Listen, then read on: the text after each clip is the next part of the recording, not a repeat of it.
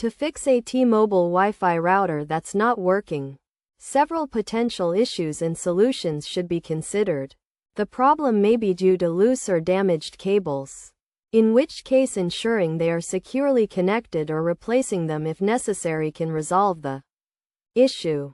Another possible cause is incorrect router configuration, which can prevent access and be rectified by checking the settings through the router's web interface.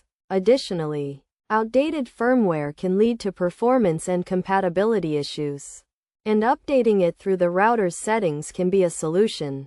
Signal interference from nearby devices is also a potential problem, which can be addressed by moving the router away from the interfering electronics or changing the Wi-Fi channel. If none of these solutions work, it may be necessary to contact T-Mobile Home Internet Tech Support to schedule an appointment with a professional for further assistance.